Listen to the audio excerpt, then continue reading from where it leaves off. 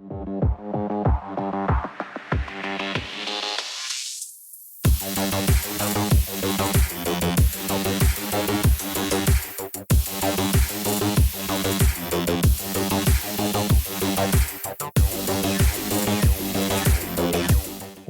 to the Minotaur's Maze. My guest today is Kedrik Winter Wolf, who is an esoteric guide and goldsmith, and he's also the owner of Ritualis Jewellery. Kedrik, welcome and thank you for being here. Hey, welcome to be here. Glad to be here. Yeah. No worries. So lose my words there for a second. No worries, but I think you want to be the host here, not the guest. Yeah, I know. Okay, let me get back in the other chair. So cool. Just to start, then, can you just give a quick, brief overview of who you are, what you do, and what you did before this, and how you got started? That's a big question. Yeah, I mean, just run very quickly because we'll go more over it into the as we go into the podcast, but. What I try to do, well, what the aim of this question for me really is, because my audience is generally non-esoteric and non-spiritual. Right. But what I want to get across is, when you speak to guys like yourself, you're not crazy psychos in another world. That you are normal people that lived a normal life, but you've just got this interest and then you can talk about how obviously you got into this. Right. Yeah. So I guess in chronological order, I was raised Catholic and went to church twice a week, every week for 10 years. And something clicked in that process. At the time, I wasn't aware that Catholicism has so much esoteric in it. It was just go to church, sit in the pews. Something clicked when I was about 12 or 13. And I kind of got the bravery up to negotiate with my parents. And I said, look, I will trade you. On Sunday, when you go to church, I don't want to go, but I promise I will stay here and meditate. This is a 14-year-old speaking. Yeah. And they're like, yeah, whatever. And I was like, no, seriously, I will sit in the treehouse and I will meditate for an hour while you're gone. And they said yes. And so I started, I didn't really know what I was doing, to be honest. I started meditating when I was 14 and just kind of kept that up. That led into studying kind of energetic, esoteric phenomenon. I started with Wicca, I started with Druidism, just to try and figure out what I was experiencing. Kind of ended up in Zen meditation, got into a bit of like the Eastern meditation philosophies, and that revealed phenomena that I couldn't explain with science, very intellectual family. And so I said, okay, how do I explain this? Kept digging, and 20 years later, I've been studying esoteric mysticism, mythography, object and shape power, metallurgy, all of that. And what I am now, I suppose metaphist, which is kind of the title that I use on Twitter, is the most accurate. It's an old word that basically describes somebody who is, to the best of their ability, using empirical process to explore non-empirical phenomena. So like science is never going to be able to explain magic, but we're going to do our best to try and understand what's happening and look at every piece of the puzzle, like every layer of the stack, and look at how those interact and how to optimize that. So a lot of history in a short description. Yeah. So like, obviously you've just mentioned it a little bit there, but in terms of like how you help your clients or the work you do, what exactly is it you do in layman, as much as layman's terms as you can describe it? Yeah, of course. That's what actually one of the interesting things about my work with clients is that I, while in my personal life, have a very dense esoteric practice that to many people might seem very strange. I got there through self-mastery.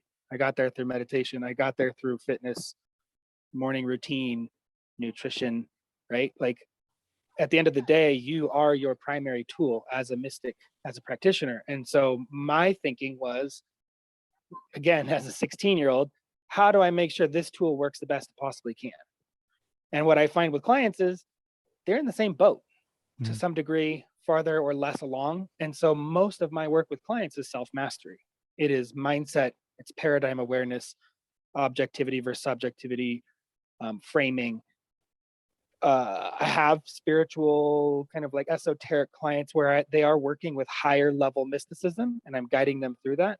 But honestly, a lot of my clients, it is the fundamentals of how to master yourself, do better, build a better business, be functional. Mm-hmm. Brilliant. Now, the reason why I asked that question is obviously I've had a few esoteric occult people on the podcast before. But what you've described to me there, that just sounds like any self-improvement coach kind of thing. Whereas the previous ones I've spoken to, they speak about dealing with spirits or something like that. So where does the mystical element, I suppose, probably better off starting with defining what you mean by mysticism, but where does the mysticism element come in what you do, which would be different from what a standard self-improvement, self-mastery type of coach would do? Right. So, it's a bit of a pile, but I guess we can kind of like frame mysticism and magic, and then that'll maybe fit it together better. First off, there are a lot of definitions for magic. The definition for magic is dependent on the context, right? And everybody sets their context. If you're a good magician, you can move between context, one of my mentors, as he would say, is you're looking to master all of the domains that you have access to, whether that's metaphysics or magic or self-mastery, nutrition, science, history, art. You're looking at a domain and you're trying to find out all of the layers. And so kind of we'll call it a foreshadowing, everything has magic in it. How I would define magic to try and catch as many of the definitions that I use as possible would be that magic is the active interaction with non-ordinary phenomena. Okay. And maybe another way to say that is magic is active interaction with the energetic universe outside of an empirical bias. It's a willingness to look at everything, even if you can't explain it with science. Mm-hmm. And this is what I mean when I say context really matters. So maybe for your listeners, a good reference is like a good analogy is if you imagine like a picture frame with a canvas, and there's a lot of things happening on the canvas, but for simple version, we'll say there's dots and lines that connect to each other. Science views the canvas frame as the ultimate edge. And a lot of people, and this will probably push some buttons, a lot of people feel that science and magic are the same or connected or whatever. They're very close cousins. Science came from magic. Some of the original scientists were also magicians. Mm-hmm. However, science is a reaction to magic. It is looking at an interaction with non-ordinary phenomena and saying, I'd like to observe it, measure it, explain it, repeat it. Non-ordinary phenomena don't fall into that. So science says, if you left the picture frame, you don't count.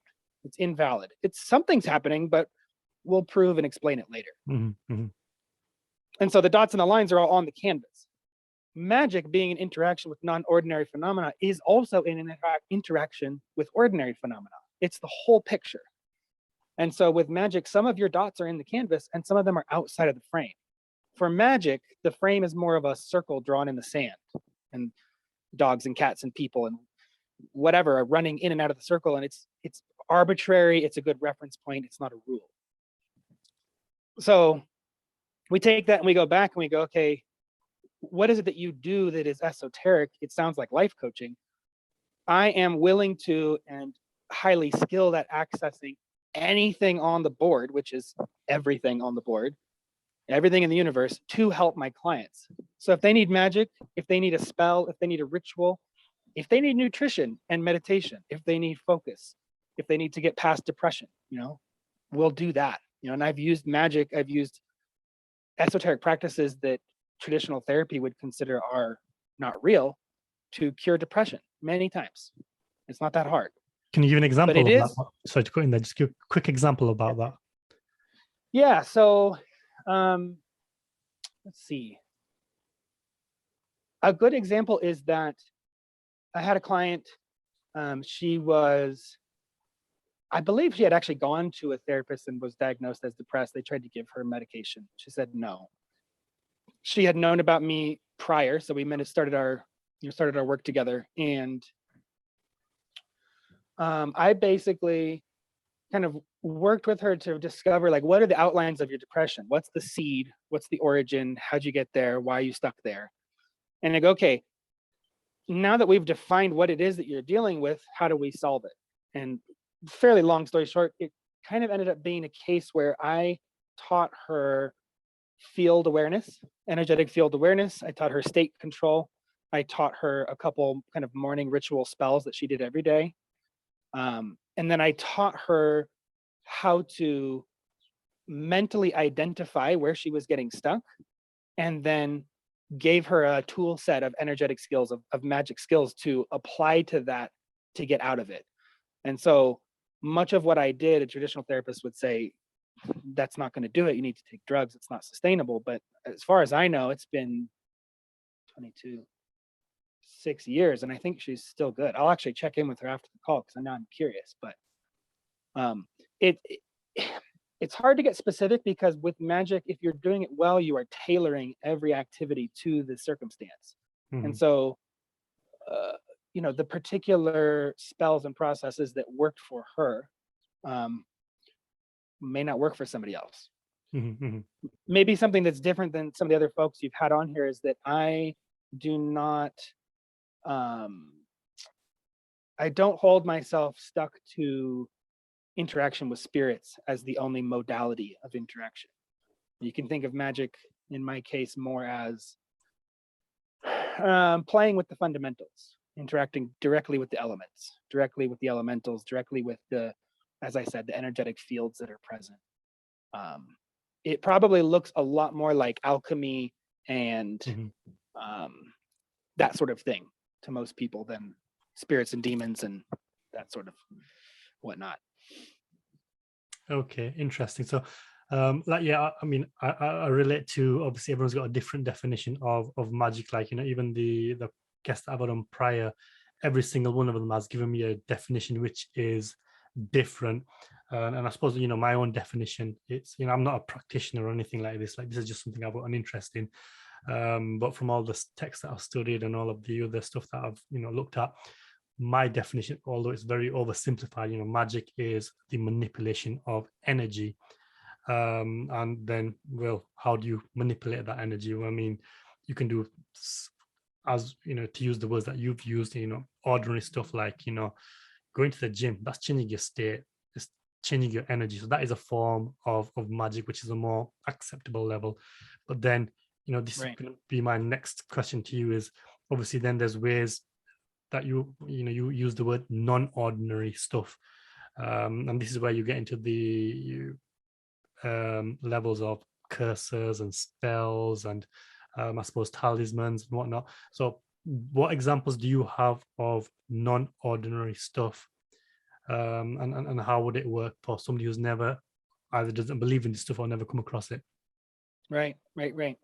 Well, maybe to start, to use your example, going to the gym, going to the gym is an ordinary phenomenon. You're in a physical place working physical muscles. The non-ordinary phenomena you could add to that is, what is the mental frame that you're holding while you're there? What is the energetic awareness that you're holding? Did you go on a particular day at a particular time? Have you concentrated your will, your focus, your intention? There are non-ordinary layers you can add to that, and you'll notice physical trainers are starting to touch on that. They're starting to get particular about mood and emotion and state.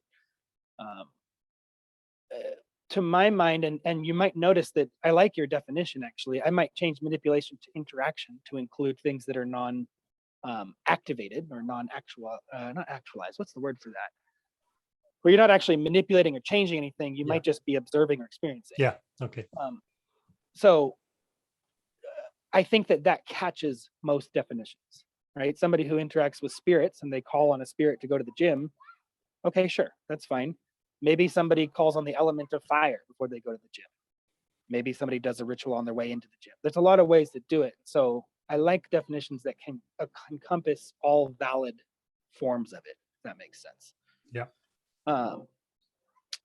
So the gym's a great example. You can stack magic onto that, or you can leave it ordinary. I think your question was particularly related to like what I'm doing with magic and what non-ordinary is. Is that right? Yes. Yeah. Yeah. So let's take Ritualis, for example. So Ritualis Jewellery, I've been a goldsmith professional for 12 years. Obviously been an esoteric practitioner a lot longer. And so at some point I thought, okay, been studying the power of object and shape for a long time. What can I do with this? And nowadays, a lot of the talismans that I make, the totems and the relics, and some of it's custom, some of it's pre-made, I am designing the jewelry from the very conception of the visual on the paper all the way to the physical object with an attention to ratios, proportions, numerologies, the numerological implications of the dimensions. I custom make all of my alloys, and I don't make them based on traditional standards of goldsmithing. I make them based on esoteric standards of occult. I choose gems for a particular reason. I choose where I get the gems for a particular reason. And so I'm constructing an object that, in terms of like material and shape and dimension, expresses a particular concept into reality. Just its existence alone kind of defines a vector. And then once that's done, I'll do kind of a clearing ritual or a clearing process. And then I will charge, or in kind of a more Christian word, consecrate the object with a particular energy. So for example, I might make a totem or a talisman for awareness, right? The shape, the dimensions, the ratios, the numerology, the symbolism, everything is pointed towards awareness.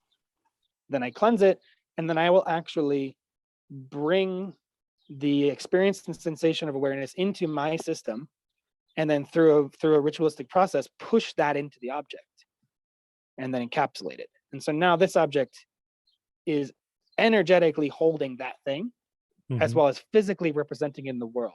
The reason I do both is because you could pump awareness into a glass, and now that glass is a totem for awareness.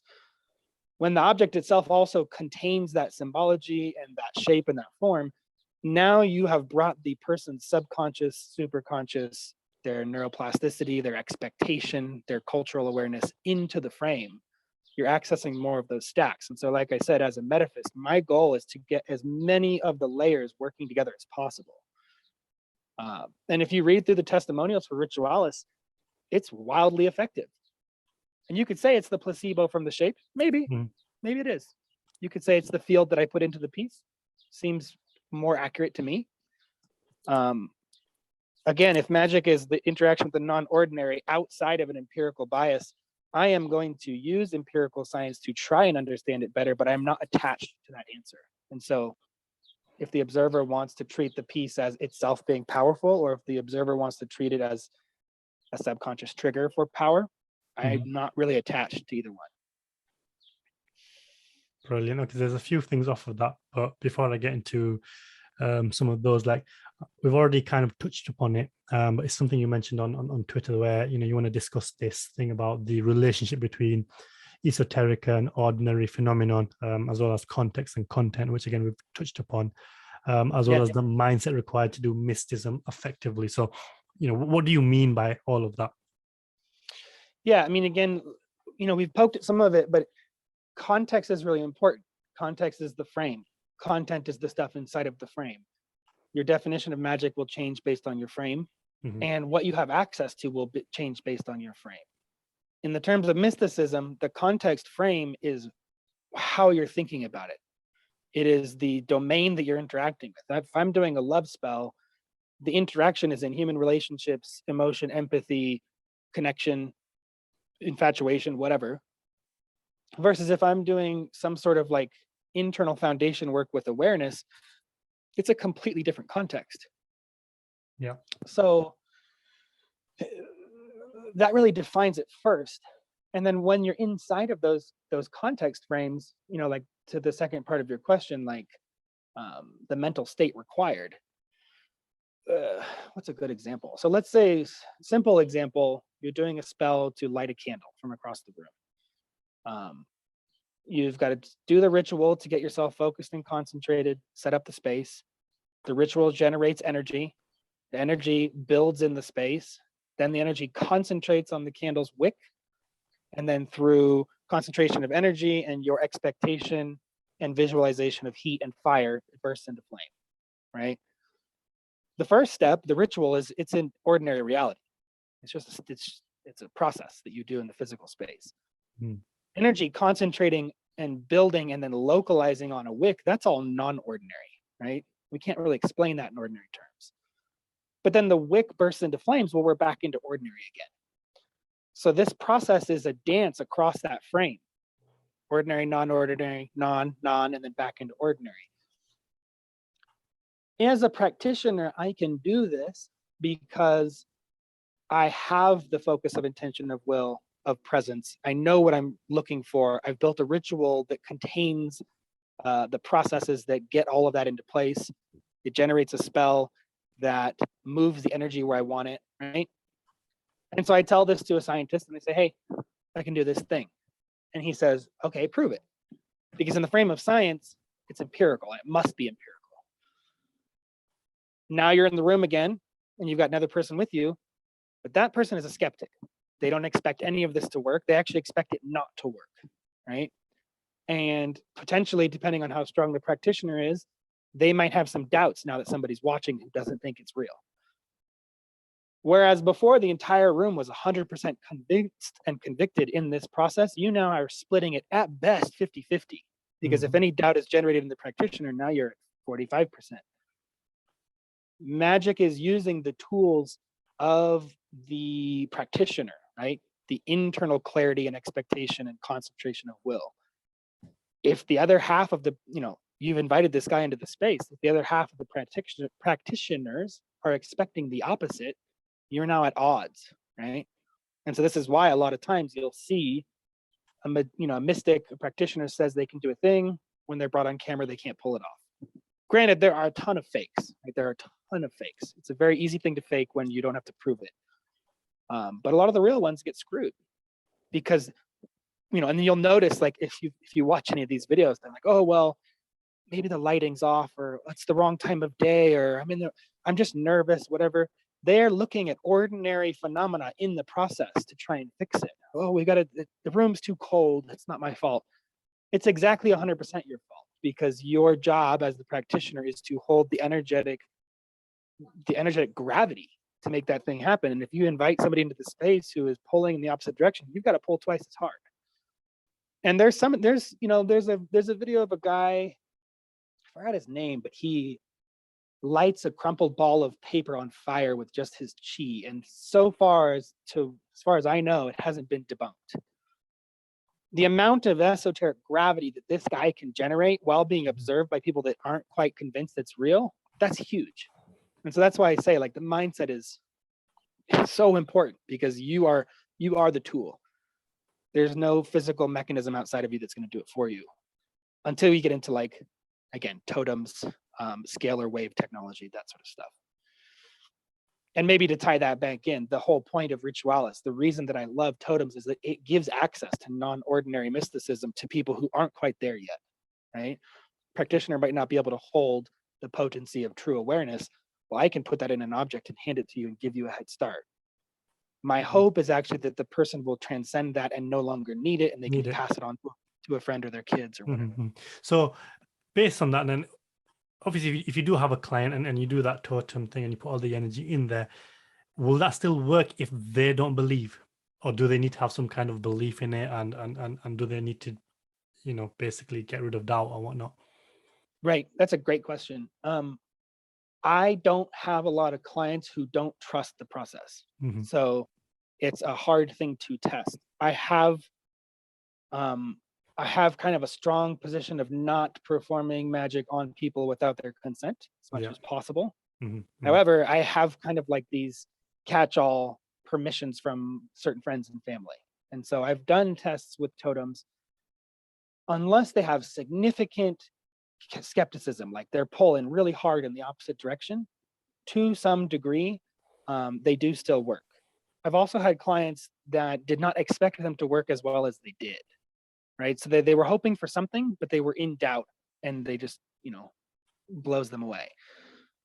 Because I'm, well, maybe that's not necessarily true, but with totems, I am connecting that totem to something else in the universe, some other anchor or battery source.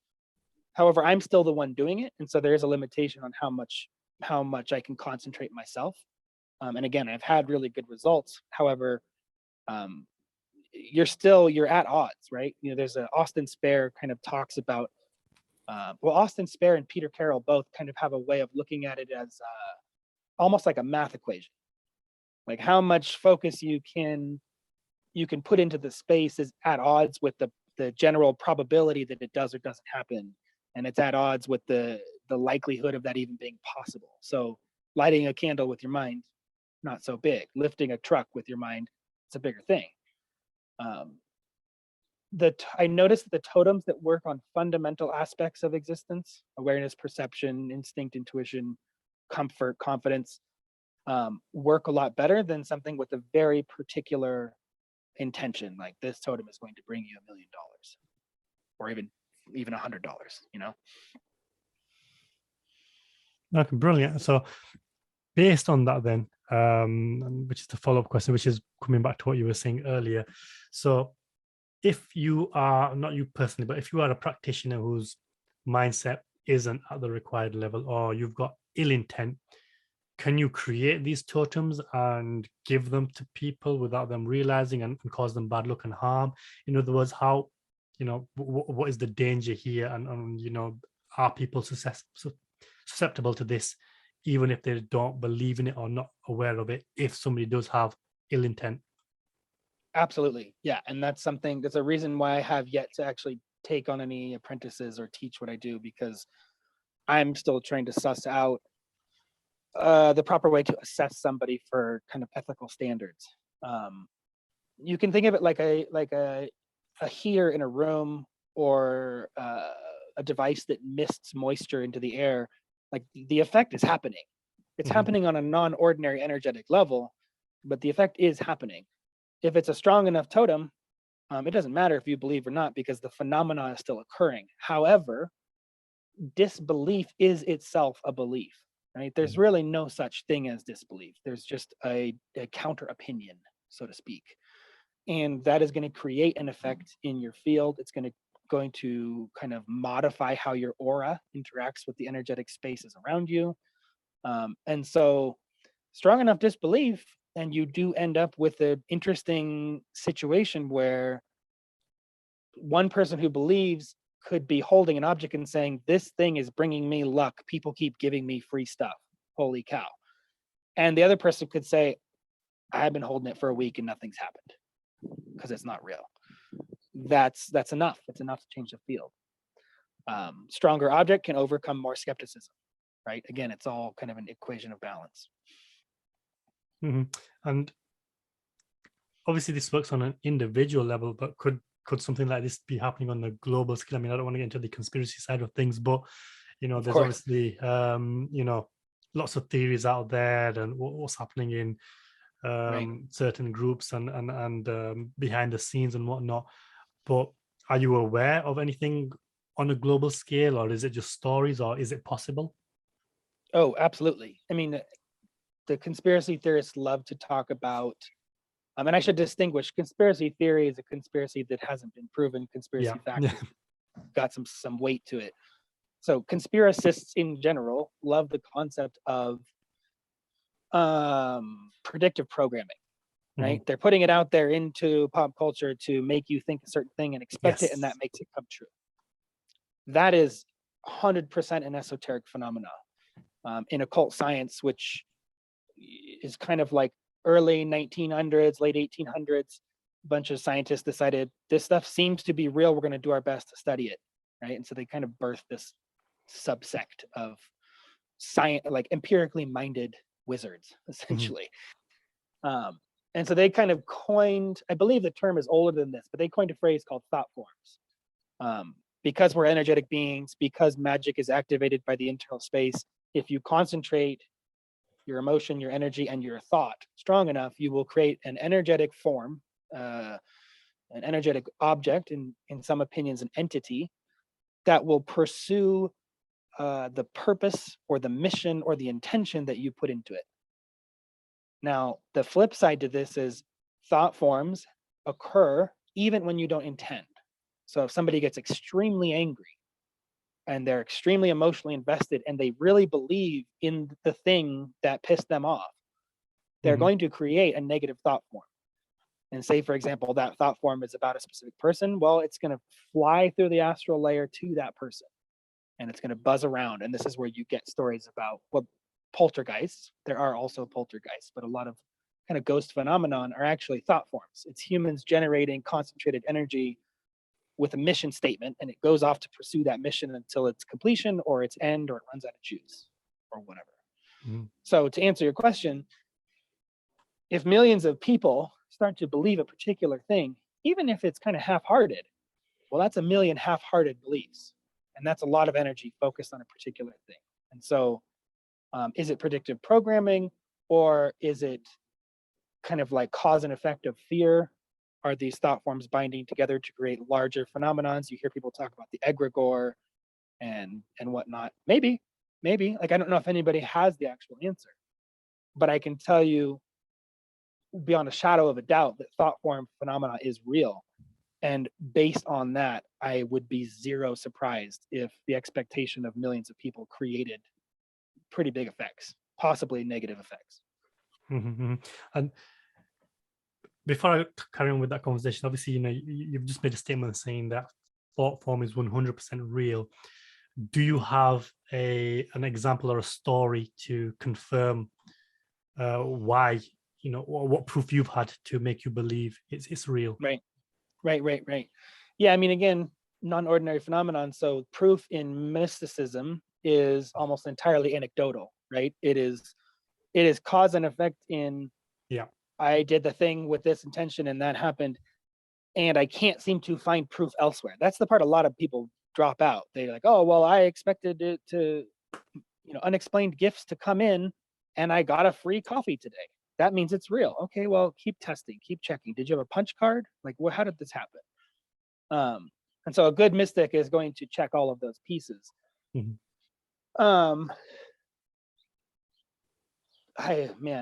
Endless stories. On a number of occasions, I have had kind of thought form intention, or sat down, did my meditation, got into a state, did my kind of like focus process, and then said, this is the thing that I want to create. This is the time frame that I want it to happen in. Make it so, let it be. So mote it be, so mote it be. Send that thought form out and gotten the result. And it's anything from a particular type of client, particular type of relationship. Basically every single romantic relationship I've been in, I've seen the person ahead of time, down to very particular characteristics. Red hair, rides horses, likes going camping, like very particular things. Out to really general stuff. Like, I need a helping hand right now. Like, any and all supportive gifts, any and all like unexpected rewards would be great. And I keep concentrating on that. I give it a daily ritual of building that thought form, and then stuff just starts pouring in. Even 2 weeks ago, I started working with another mystic with some of he uses scalar tech and morphic fields, and started adding that to my ritual. And all of a sudden I was getting free meals, free coffee. I got a pair of free shoes. I got a reduction in my rent. I got my whole deposit back. It's endless. It just keeps pouring in. And you could say, oh, well, you're just having a lucky streak. Well, maybe, but I can't really point out to where that lucky streak came from. I know that's not a very concrete answer. And you can tell as a scientist, I love giving concrete answers, but in mysticism, it's very hard to do. Yeah, so a lot of what you're describing there, like, a lot of people would say, you're just describing the law of attraction there. Sure. And obviously, we've had the books like The Secret, which, were popular, and all of that. So what you're essentially saying is all of that stuff is true. But then is there not, an added element where you have to still take action, just putting out the thought forms and thinking it and believing it? Is that enough, or do you need to take certain actions as well?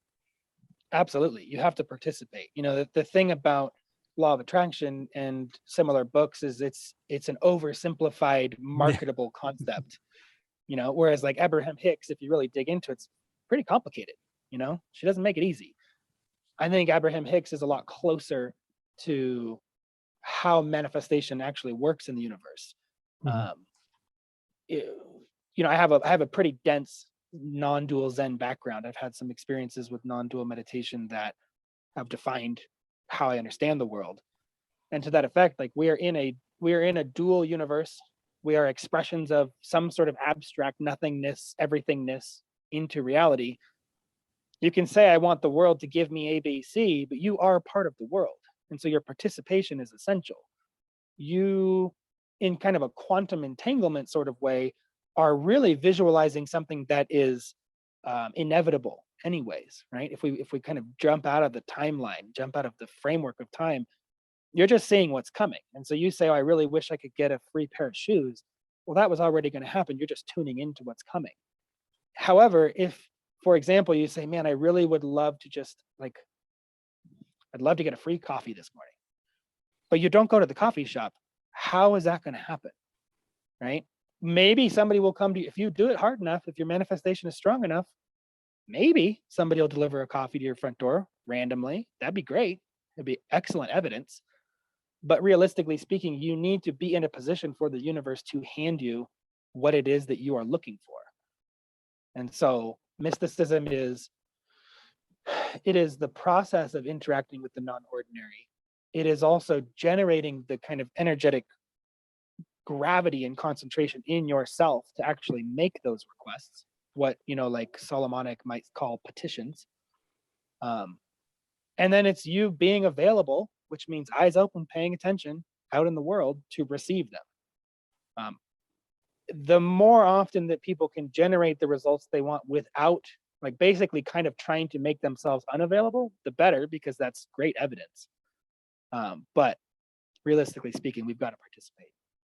Full stack, start to finish. Brilliant. Now that makes perfect sense when, you're looking to do something and you take action.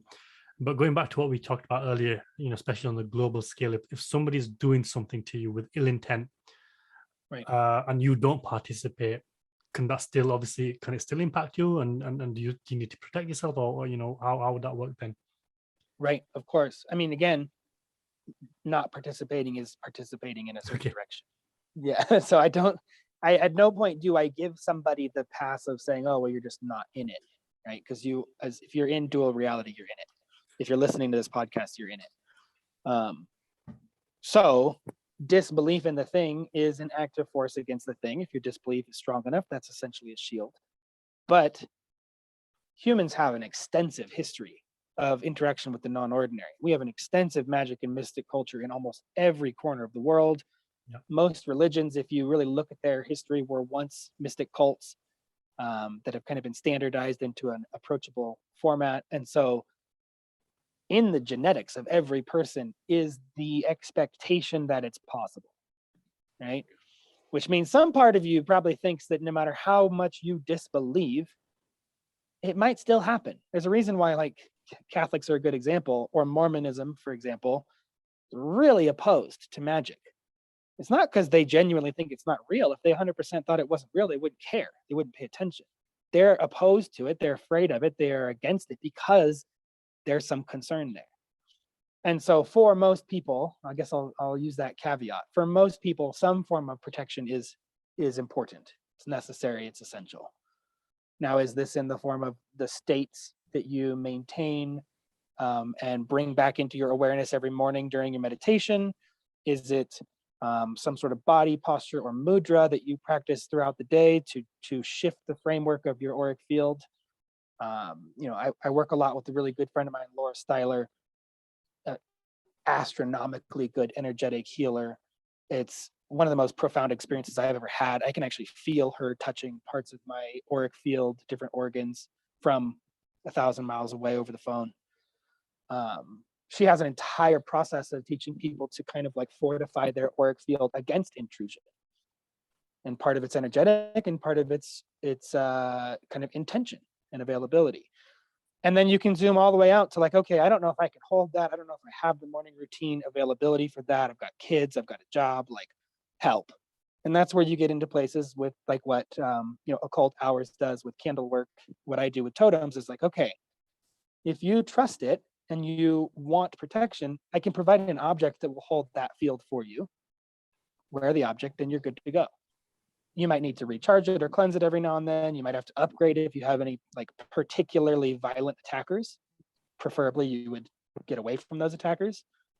But yes, some sort of defense, whether it be the most basic belief all the way up to a very strong object, is, I think, essential for everybody, especially as the world gets crazier by the day. Yeah, I mean, I was coming on to that point anyway. So obviously the last 2 to 3 years, the world's been crazy. Obviously there's been a lot of things happening, a lot of fear. And again, I don't really want to get into the conspiracy side of things, but when you've got such an onslaught of fear and negativity, and you've got this virus that's going around, and nobody knows anything about it, but everyone's having this fear, Right. like how much of that, without angering anyone, but how much of that is real and how much is because of the negative programming and the fear, and obviously Right. if on a global scale this we're being subjected to this onslaught, how do we then respond to it again on a global scale? Obviously on an individual level it's a lot easier, Yeah. but on a global scale, like how would you respond to that? Yeah, I mean, I think the thing that I could say that'll maybe irritate the most people is that all of it is real. Whether it is an actual virus or you think it's an actual virus, the effects on your energetic field, your perception, your experience, what you do with your day, that's real. And again, with the thought form concept, manifestation theory, if enough people think it's real, it starts to become real. So real or not, it's all real, unfortunately. I think of response to that in terms of, again, layers. And also I start with fundamental layers and build up. So again, like if I give you a totem of protection, but your entire perception of reality is that everything is going to get you, you just have open doors in every direction. My work can only do so much. So you got to go down the stack to the bottom. The fundamental layers are belief, expectation, principles, paradigms. Above that, you get into culture, you get into kind of internal personal culture, family culture, then you get into local culture, right? You go above that and you get into kind of like structures of culture, law, habits, what we eat, how we eat it, how we produce it, right? You work your way up into, practices and spiritual beliefs, into mystical practices, into mystical objects, right? There's just this whole stack of ways that we can use magic to interact with this thing, and a lot of it looks fairly ordinary. That's kind of the buzzkill that a lot of people bump into, is I'm not going to tell you that this entire thing is this wild, fantastical world. Most of magic is right in front of your face all the time. It's being able to transcend the ordinary and see the non-ordinary layers of the everyday phenomenon. And so how do we deal with it on a global scale? It's got to start at the bottom. We need people to feel more comfortable, feel more confident, doubt less, fear less, believe the hype less, question negativity more. If there's a huge story going around of the 17th iteration of some killer virus, like do actual research, do a little bit more poking around. Easier said than done, of course, especially with the info wars and the hypernormal stimuli that's happening. I'm trained, I'm literally professionally trained in info sorting and data aggregation, and it's hard. But how do we fix it on a global scale? We have to subvert some of these negative trends that are happening in the thought form layer and the esoteric and the belief and in the mental, and counterbalance the scale, and until we do, the trend will continue heading towards down. Brilliant. And so based on all of that, like what is your view then, given your experience and even in your circles, of what's happening in the world? Is there an evil group, or whatever you want to call it, that are trying to do bad things, and what is your, I suppose, if you do believe that, and in your circles they do believe that, like what is the response to that? And I suppose why I'm asking that question is because some people use some of the words that are being used, the great reset is in fact the Great Awakening. So some people believe there's a spiritual war going on right now. And the physical manifestations of what we're seeing, the bad things happening in the world, but behind it all, there's actually a spiritual war going on. Do you believe that? And are you involved in it? Yeah, I mean, it's an interesting question, because I am in a lot of groups that are definitely kind of on the weird edge of things, but I tend to hold the pole of the irritatingly middle ground guy, because I'm trained in and have a knack for meta maps. I want to see all of the layers and how they interact. I want to understand both sides. And so simultaneously, is it possible that there are lizard people egregores controlling civilization through the Illuminati to create, predictive programming to destroy the world? Totally, 100%. I don't see a lot of strong evidence for it, so I leave it in the conspiracy theory box. Is it more likely that the natural complexity and complication of society has created a door for governing bodies, government, state actors, billionaires, to take advantage of weak spots and push them to their benefit? Way more likely, way more evidence. I'm not attached, and this is kind of the thing that confuses people, is, I don't know, maybe I've just been blasted out into non-dual reality too many times, but I'm not attached to any one of the stories. In my mind, I kind of map them together in a single pile of probability and possibility. And so I'm just looking at it like, less likely that there is a multidimensional bug telling us what to do through our bad dreams, more likely that a bunch of bad actors are battling each other for control. If it turns out that the lizard people are real, well, that sucks, and I wouldn't be surprised. I don't know if that quite answers your question. It's interesting, but you could obviously talk about this all day and go into so many different directions. But speaking of lizard people, I won't get into the lizard people. Like, obviously, I've been aware of those theories. I don't know if I'm willing to extend my belief to that extent. However, I do believe in spirits and demons and that kind of thing. Now, you mentioned it earlier that even in some of the religions that they obviously believe in it. That's why they're against it. My personal faith is Islam, and I don't know how much you know about the Muslim religion and what their beliefs are, but magic is real, spirits are real, they're called jinns. The only thing is we're not permitted to basically delve in that kind of thing. So it's against Islamic law to contact spirits and to do magic that way. And again, obviously with the definition that I had earlier, if magic is a manipulation of energy, then prayer falls under that, because if you pray, you're changing your energy. So I wouldn't say it's against magic per se, but it's more that type of magic where you're using spirits or demons or that kind of thing. And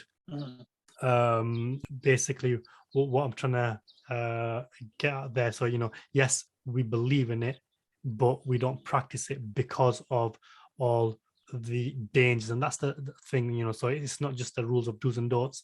There's a reason why you're allowed to do some things and you're not allowed to do other things. And the biggest probably reason here is because of the dangers. And what is your experience with spirits and other dimensional beings? And can you talk a little bit about what those dangers are, if you do believe there are dangers? Right.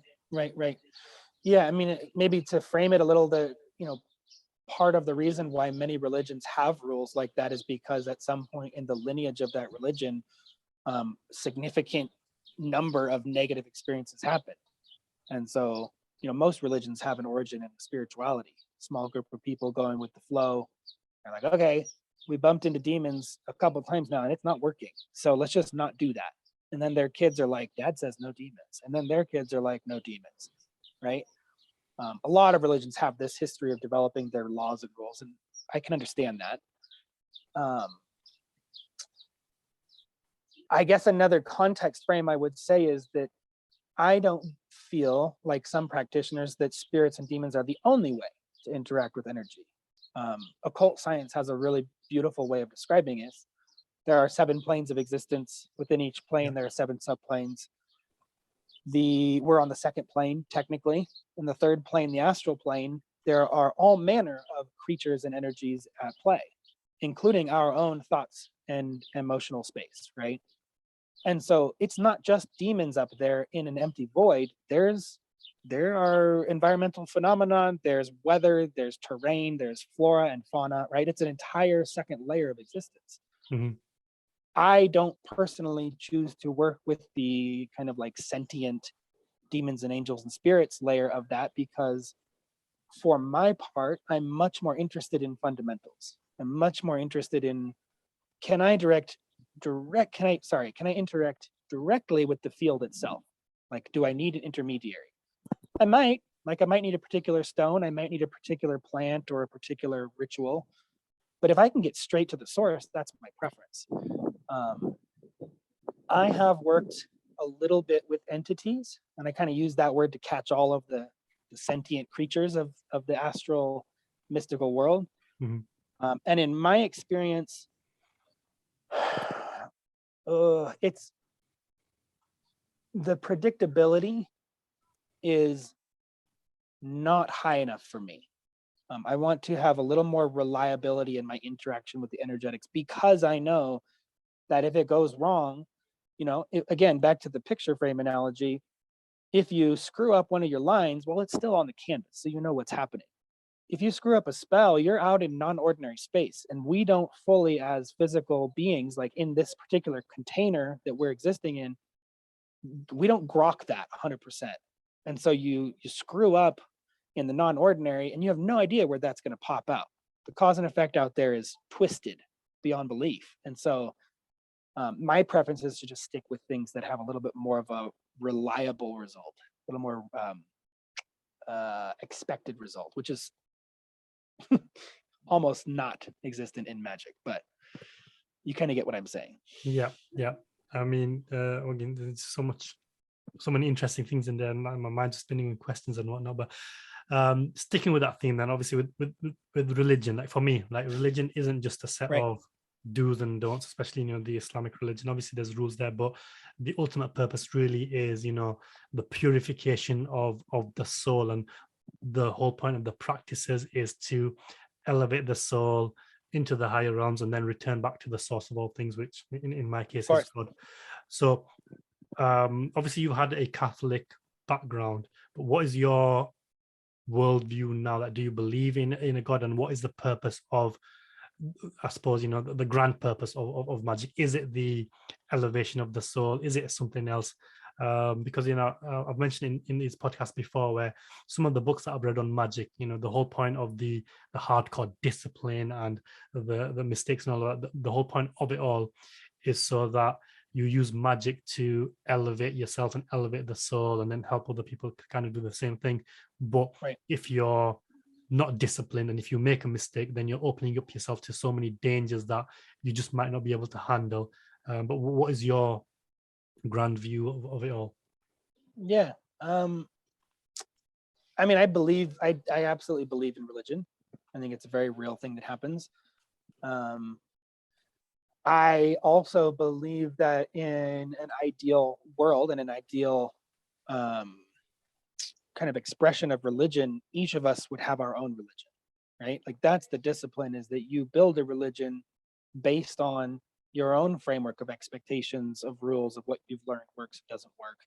And realistically speaking, I would be curious your thoughts on this, but in something like Islam, for example, even though technically there is a core religion that everybody is following, everybody's relationship within that to that religion is unique to them. And so in a way, we all do have our own religion. Do I have my own religion? Yeah. Is it like anybody else's on the planet? No. Like anybody in existence? Probably not. Because I have particularities and eccentricities. And that's why we start to differentiate and say spirituality instead of religion. But what is spirituality? It's your own belief and structure. It's your own interaction. It's your own non-ordinary expectation codified, right, into a system. So I'm not really of the opinion that religion and spirituality are opposed. I don't think religion is bad. No. I encourage people to choose a religion that, if that's the route they want to go, choose a religion that feels good to them, that feels familiar and comfortable, and then build your own personal relationship to it. And if you want to continue to call yourself Catholic or Islamic or Mormon, fine. That's totally fine. That's how community is formed. That's how we make friends. That's how we take care of our family. But just recognize that your relationship to that is going to be unique. And if you can really embrace that, the depth of your spirituality as a member of that religion will be exponentially better. Mm-hmm. And it's a beautiful thing. Yeah, that is a beautiful thing. And just to go back on what you said there, like, I suppose the way I would say it is,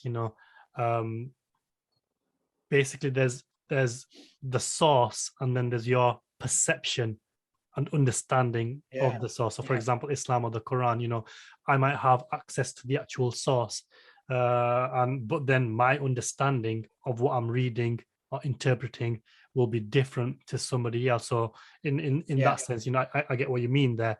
And but with Islam specifically, it's not a religion where it's for this world, it's for this world and the next world. So there is a very strong spiritual component to Islam and to the religion of Islam, like which goes back to what I was saying to you earlier, like for me the purpose is the purification of the soul. Well, the soul is more of a spiritual element. Yes, there are rules and regulations of how to live a good life in this world, but it's directly connected. So what you do in this life is directly connected to what's going to happen to you in the next life. So this is where the idea of purification of the soul comes in. So my whole purpose here is to become the the best version of myself. So basically it's to, I suppose at the top level, it's the whole purpose of life is to worship God. Well, how do you worship God? Well, you worship God by getting to know God, so being a caretaker of God on the planet. So basically cultivating the earth, cultivating the planet, and then the third is being conscious of God at all times. And then the next element or level underneath that is, well, how do you get to know God? Well, as the saying goes, to know God is to know yourself, to know this world as it is, and to know the next world as it is. So knowing yourself is obviously self-study, self-mastery, self-improvement, basically understanding all the gifts you've been given by God and trying to make the most use of them, so you get better and you build character and self-esteem, and then you use that to then make the world a better place.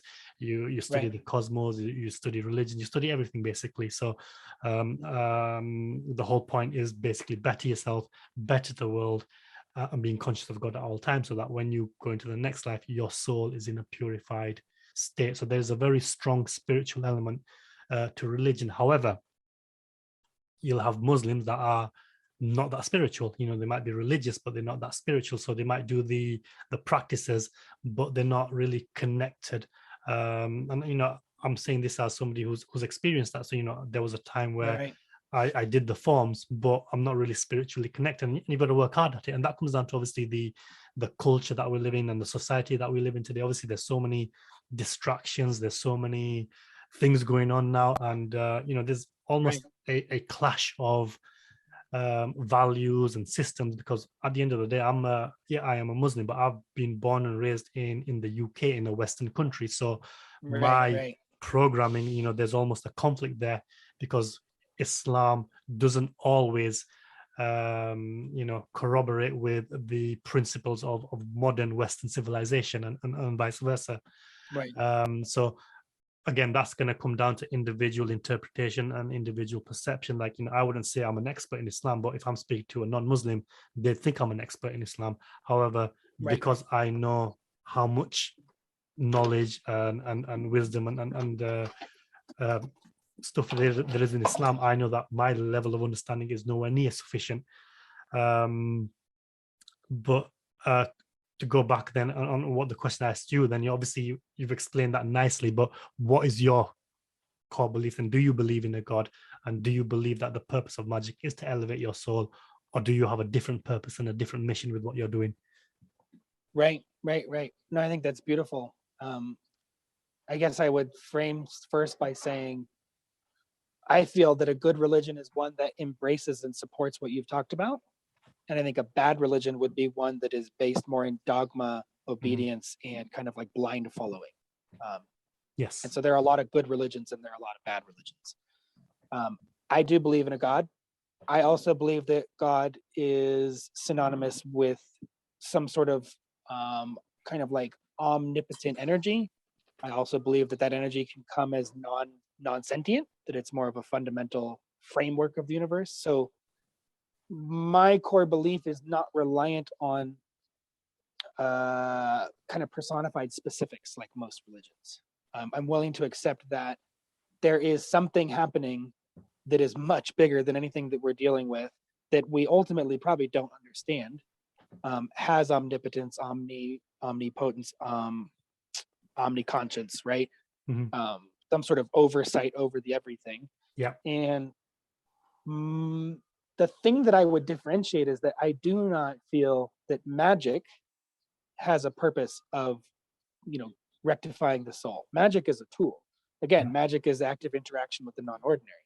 Spirituality, like the path of being spiritual, the path of growing, is 100% about clarifying the soul for the next level, for the next layer. And maybe that includes reincarnation back around because the biological lifespan of the human wasn't enough for you to get the lesson. You got to go try again. I'm fine with that. I'm not attached either way. So kind of just to move the words around a bit, spirituality is the one that is about making yourself the absolute best you can, from your education and understandings all the way up to your practices and your relationships. Magic is one of the tools that you can use to get there.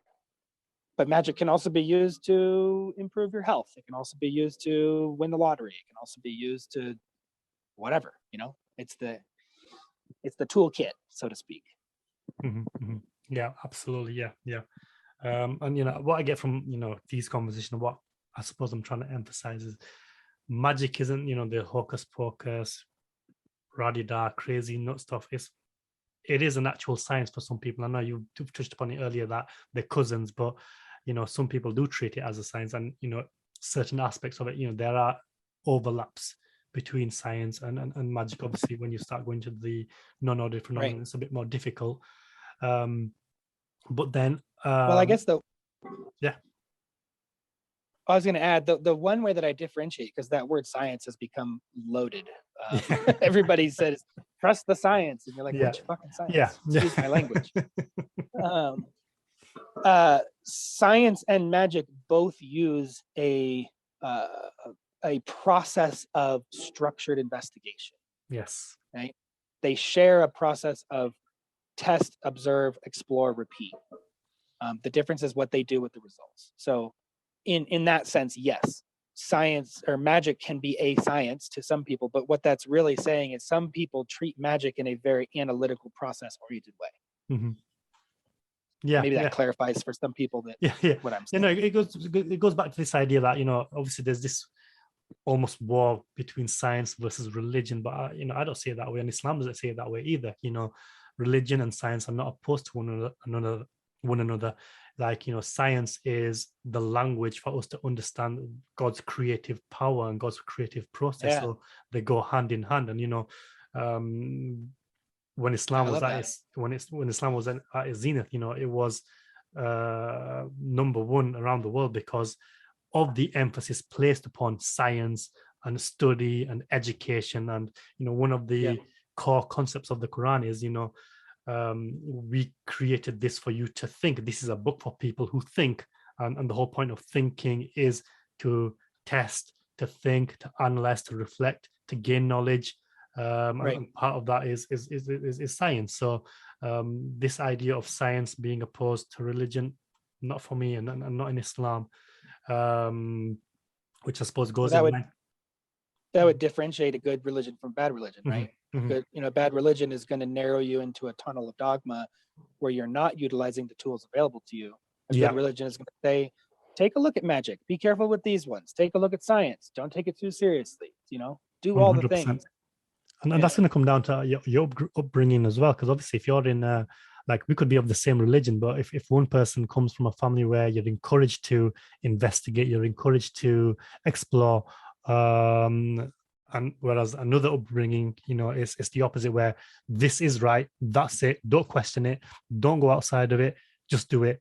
So it's not the religion itself in a lot of these cases, it's the understanding of the religion and how people are brought up into that religion. And obviously these days it's a lot different, because I suppose there's a collective problem right now where we're all kind of suffering with focus and productivity, and having the time to really study not just the form but the spiritual practices and actually connecting on a spiritual level with the religion.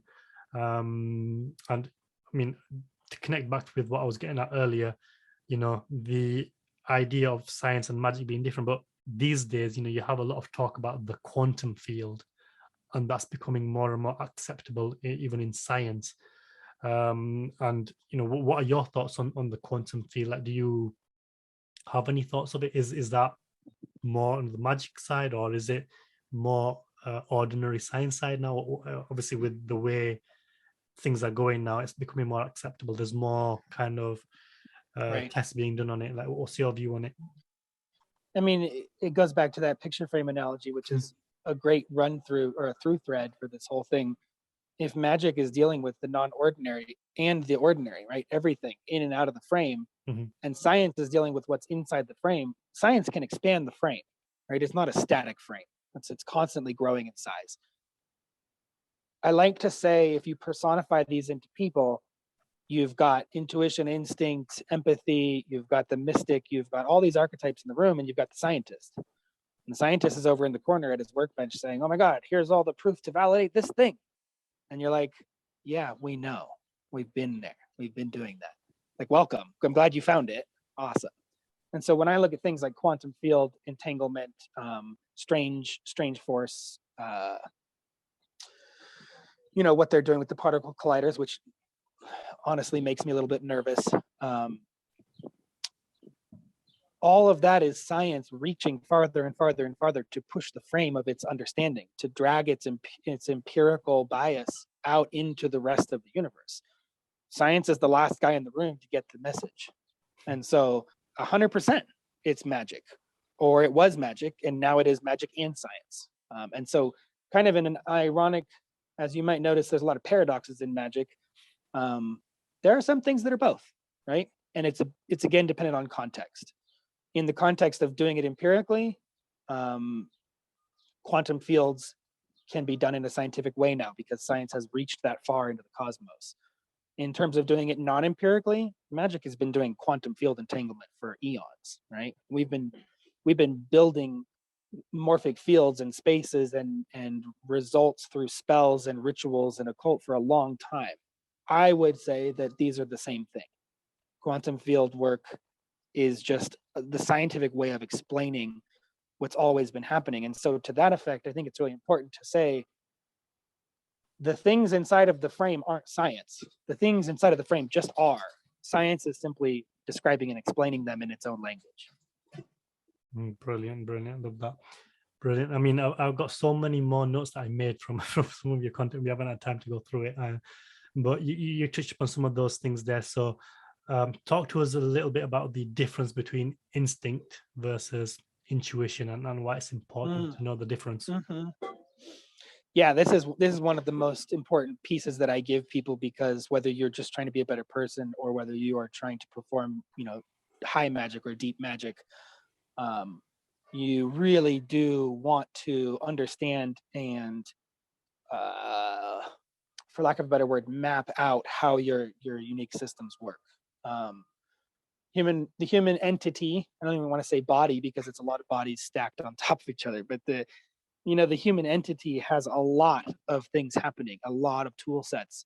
And particularly in Western culture, we've essentially been taught to bias heavily towards intellect and cognition, and to, even outside of religions, kind of ignore huge sections of other phenomenon, other tool sets that are happening. So instinct, intuition, empathy all gets kind of looped into this single thing that we do. It's actually multiple systems stacked on top of each other. And I think I've gone over this online, but if not, we'll call it a sneak peek into kind of like the deeper frameworks. What I've noticed in my research with myself and with clients, instinct almost, I would say as a rule, though I'm hesitant to make rules about anything in non-ordinary, instinct happens in the first 1 to 2 seconds, almost as a rule. It is a non-cognitive, non-intellectual phenomenon. It is typically, for most people, felt in the lower abdomen or lower chakra, if you want to use that system. It is almost always in positive or negative, affirmation or denial, yes or no, want or don't want. It's a very like primal sensation. It requires almost no conscious input. Mm-hmm. It is pure data in a yes or no sense. Intuition comes on later. You know, it happens. It doesn't happen that fast. As and as expansive as intuition is, it is a little slower even than instinct, and usually will set in for most people in 5 to 10 seconds at the earliest, maybe as quick as 3 seconds, and then can extend out towards 60 seconds. If you train yourself, you can kind of drag that intuitive space out. It's kind of a liminal space. And I say liminal because intuition is definitely touching on non-intellectual space like instinct, but it is also using the subconscious and the conscious mind and the intellectual process to frame and present that to you. Mm-hmm. And so it's kind of the bridge. And then at some point, depending on how heady you are or how brain dead you are, which in some cases is a good thing, cognition and intellect will kick in and kind of run intuition over, right? And so it's only been the last couple of years that I've been able to really nail it down to this framework. And everybody that I use this description with is able to isolate out the different sensation sets. You're still going to feel intuition and instinct both in the gut or the solar plex. Typically, some people feel intuition up above the head in kind of the higher chakra space. But one of the things that gets conflated a lot is that the sensation, right, the antenna, is being defined by a lot of people as the thing doing it, right? So I felt it in my gut, so it's my guts. And so intuition and instinct are all gut things. Yes, that's where the antenna is, but the systems are completely different. Mm-hmm. They're mechanistically different layers. I find that instinct is much more part of our primal biology, and intuition is much more connected to our esoteric energetic body. Brilliant. I could go for hours, but yeah, I was about to say, you know, that's opened up a whole new kind of worms. I suppose, you know, before we finish off, then just on this little topic, then is why would, you know, somebody watching this, why would you want to? Why is it important to differentiate this and know for yourself? And then, secondly, how do you improve upon these? Like, what do you need to do to improve upon some that you can rely on your instinct and rely on intuition rather than be plagued by self-doubt and then being at the mercy of your intellect to either convince you or convince you not. Right. Well, I would say there's other systems at play. There's emotion, right? And so that brings you empathy, but it also brings you emotional turmoil. You're reacting to your negative emotions. There's also the egoic structure. Egoic structure primarily connects, to us through our intellect. And so once the head starts moving, there's all manner of back doors for ego to come in there. Instinct, true instinct. And I would actually, my hot take for the day is most people actually have no idea what their instinct feels like, because there is not a negative version of instinct. This is why I hit on it so hard. It is a fundamental sense of good, bad, right, wrong, yes or no, based on you, your biology, your needs, your wants. But it's even deeper than needs and wants. It's like the needs and wants of your cellular DNA. It's a very core function. And to that effect, ego doesn't really play down there, right? Ego's it's kind of like a reflex reaction kind of thing. You've got no control over it. It just happens. Yeah, it's a reflexatory sense-making mechanism. And so for that reason alone, getting to know that one system in our body that can't be taken over by ego is a phenomenal tool set, because ego is where, you know, your fears, your doubts, your expectations, your personal image, your image of the people around you, like all of that lives. So for one, that system is a great tool set to kind of get around that. And then two, intuition, you know, I don't know if you kind of track some of the biohacker guys, but there was a book called Stealing Fire by Jamie Wheel and Stephen. I've got that, but I haven't read that book yet. It's there on my shelf. I don't know if you can see it on the background. Yeah. I read his recent one, the Recapture the Rapture. Yeah. I read that one. That Yeah, was mind blowing. They're both, the way that he's exploring what I would call mysticism, though it's maybe less esoterically inclined. Long story short, Stealing Fire is kind of an overview of like, I totally lost my train of thought. Instinct, intuition, what's got to do with Stealing Fire? Yeah, I know, it just like totally left. Maybe I'm not supposed to say it out loud. Fine. But I mean, the general concept being like intuition. Oh, that's where I was going. So intuition is connected to subconscious. In Stealing Fire, they did some studies and they said, okay, how fast is subconscious, right? Because it seems like a lot of data gets crunched really fast. And they did a bunch of tests and they basically found, and I might be misremembering the numbers, but conscious problem solving, conscious active thought processing of information is like, I think 2 to 3 bytes per second. I believe it was bytes. It might have been kilobytes, but in computer terms, it's very, very slow. And they said, okay, based on what we just done to get that number, this is not an empirical study. It's a relative analysis. How fast is subconscious? And so they tried to apply all the same measurement systems and they literally couldn't get a number. It was too fast. True subconscious data processing is just exponentially faster than cognition, right? Intuition is the non-ordinary phenomenon that taps into subconscious data processing, right? It's that liminal bridge between raw magic energy and kind of like deeper, unfettered cognition. To that effect, your intuition is going to be one of the most powerful sense-making kind of chunkers of data that you have access to. That alone is worth tapping into and differentiating it from instinct, because instinct will give you a strong yes or no in half a second. Intuition is going to give you a very complex answer to a much more complicated thing in a minute or two. However, because it's connected to cognition, it's now sensitive to ego. And so you really do want to have access to both systems separately. Based on what you just said there, a lot of this then is down to how healthy your subconscious mind is. Because, if you've got an unhealthy subconscious mind, then the intuition, will that not be tainted and cause you to maybe do things that are really not beneficial? So I suppose what I'm trying to get at there, how important, obviously we're living in a world now where our subconscious mind is attacked since the day we're born. Right. And especially now with the mind, the scrolling, with all the videos, all the movies, the music. So I suppose most people don't really realize how clogged up their subconscious mind is. A lot of people might not even think about it or even care to think about it. But how much damage are we doing to ourselves with this subconscious kind of even take, for example, movies. So obviously growing up, we've seen a lot of movies where there's a lot of violence, there's a lot of death, there's a lot of gory stuff. Although we're on a conscious level, we're thinking, well, this is a movie, it's not real.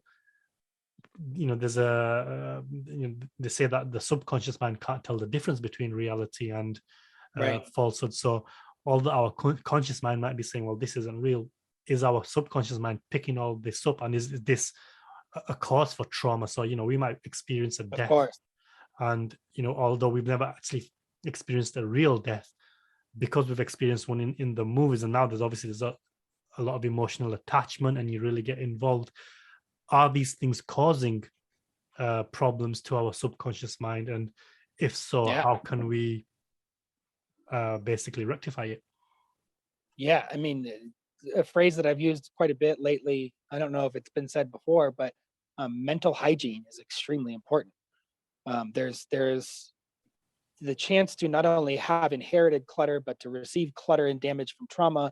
And now, like you've pointed out really well, the cultural clutter and just muck that is being handed to us. If your subconscious is not trained, which requires you to train, you're gonna collect that stuff without realizing it.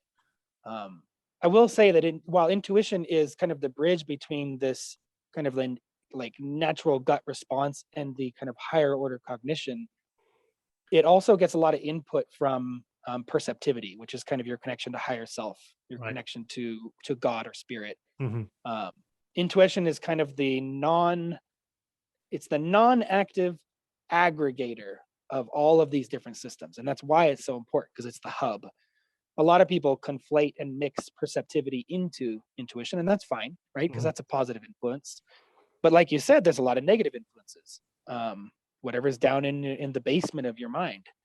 There's I use a system a lot with clients to do assessments called Integral Theory by Ken Wilber.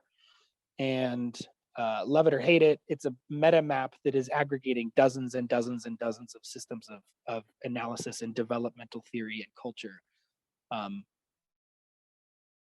If you take it, with a grain of salt that anything human made has flaws, it's a pretty system. And he talks about a concept of throughout your life, you have the responsibility to wake up, which is your spirituality, to grow up, which is your development, to clean up, which is your trauma processing and subconscious mental hygiene, and to show up, which is once you've done all of that, you are now hopefully qualified to give back to the people around you. The reason why we see so many scandals in spiritual groups, and we won't pick at particular names, but it's because somebody has put a lot of emphasis, or even a whole group, right, a whole sect of a religion, a lot of emphasis in waking up, but no emphasis in growing up. So there's no developed, mature ethical framework, and then power corrupts. Or they've done a lot of work in growing up, but not in waking up. And so cool, you make $1 bajillion a month, and you're an empty shell of a human. Awesome. But either way, you've got to go through cleaning up, because okay, maybe you woke up and show up, and now, you wake up, grow up, and now you're trying to show up. Well, if you didn't clean up, all of that trauma is going to come back around. All of that sloppy subconscious muck is going to come back around and taint your intuition system. It's going to taint your actions. Your ego is going to get twisted. Yeah, love it all. Absolutely love that. So, your advice then for practical steps, what can you do practically for somebody listening right now? What can you practically do to basically clear this subconscious clutter and increase your, instinct and intuition? Is there a step-by-step guide, or what's your advice? I mean, if you kind of dig through the Twitter content, I have been getting pushed to formulate it into a book, so I should probably do that at some point. Bottom line, the first step is always awareness, and I use that with a capital A. The system of awareness, of observation, of presence, of attunement to what's going on around you, even before your sense-making systems, intuition, instinct, cognition, etc., chime in. There is a process of the information is actually entering your system. Most people's awareness is so shut down that they are literally operating off of expectations, biases, and traumas, right?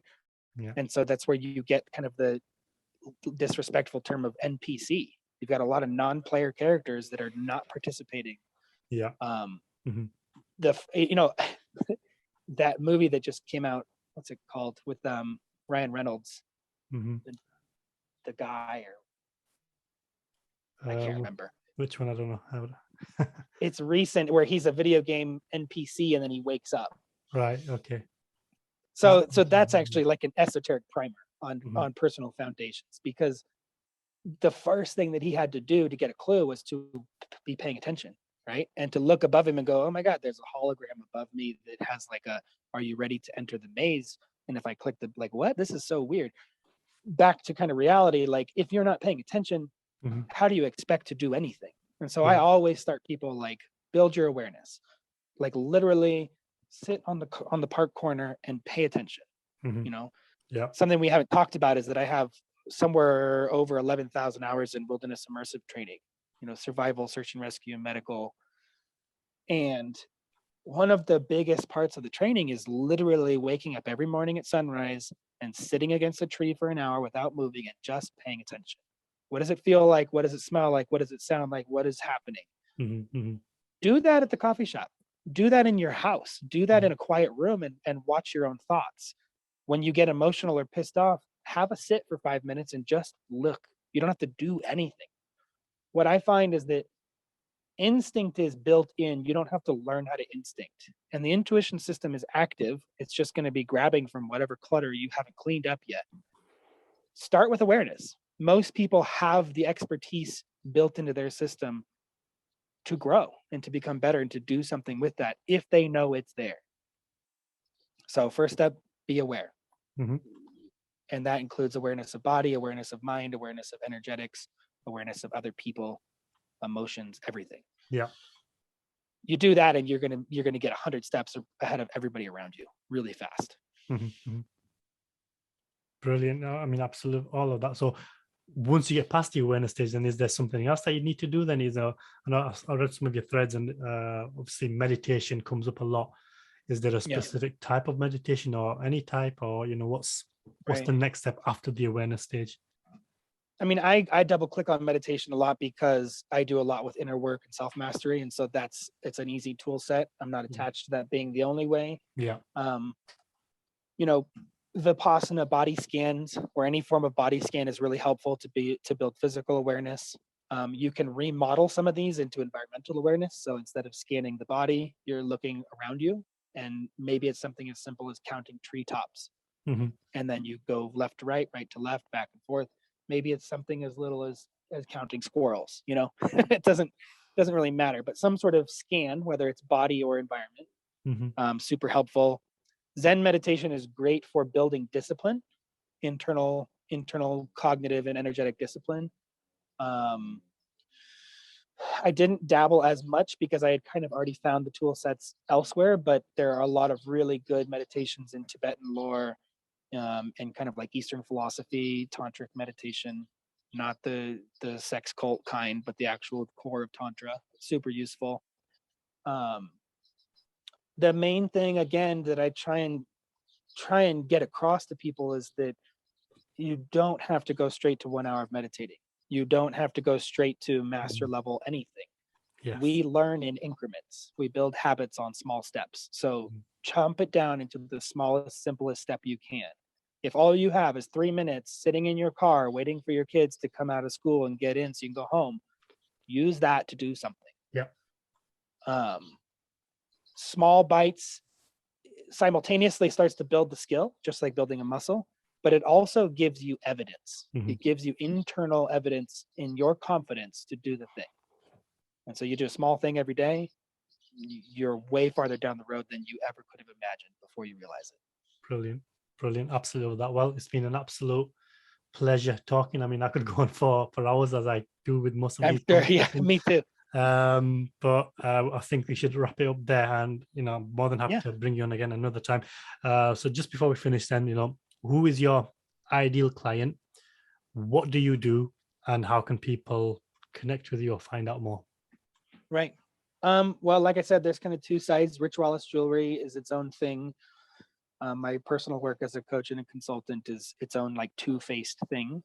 Mm-hmm. One face is, we do project consulting for projects that matter, and that need a little bit more professional skills, mastery, and structure to succeed. So if you're launching a crypto project, if you're launching a small business, if you already own a small business, might be able to help. Conversation is free, and then we'll go from there. Same thing with coaching. When I'm working with people on esoterics and spirituality, my clients are kind of drawn to me because they are looking for a meta map. They're looking for a practical sense of all of the pieces. They're not looking for dogma. They're not looking for shortcuts. They're not looking for in-group dynamics. They're looking for the answers to solve whatever their current challenge is. Yeah.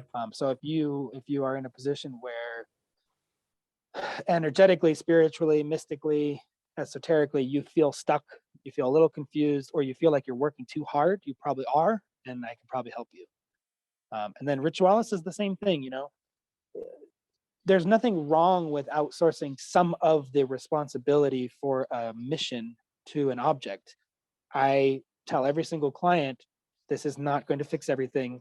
I don't want you to become reliant on it. My greatest hope is that whatever I put into this object, you take it onto yourself and you give it to the next person or sell it to the next person, whatever feels good to you. And so a good client for Ritualis is somebody who trusts that object energetics is possible, desires a leg up, kind of a boost, and is attracted to the style and aesthetic and method that I use. And then if that's the case, I can help you. And if you're not sure which one, or if you want to do a custom, you can always, contact me. Brilliant. And then just to finish that off, how can they contact you? Where should they go to contact you? Yeah, good question. There's a lot of different pieces. I haven't really unified them into one website lately because I kind of did this siloing thing a bit to not confuse people. If you go to ritualis.info/links, you will get a list of all of the links. That link is on my Twitter account, Metaphyst Wolf, METAPHYST. Twitter is basically the hub at this point. So all the links, all of the relative content, what's the newest thing that I'm focusing on, where my mastery is, all of that's on Twitter. So that's probably the safest bet. Excellent. And as always, I will drop the links to those in the comments below if you're watching on YouTube and on the podcast as well. And that's it there. So once again, Kedrik, thank you for being. It's been a real pleasure. Really enjoyed it. And any last words before we sign off? No, it's been a pleasure.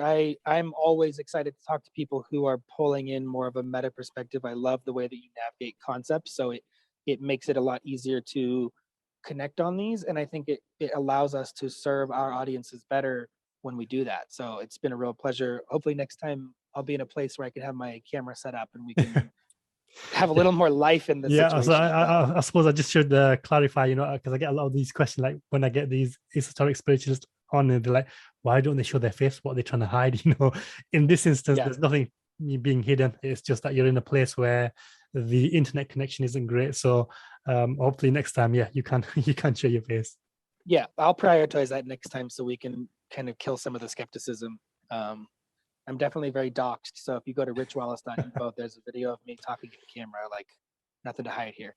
Brilliant. Well, that's brilliant. And as for the audience, hope you enjoyed the episode. If you did, let me know in the comments below. If you've got any questions or queries, let me know. Otherwise, I will see you in the next episode. Take care now. Bye-bye.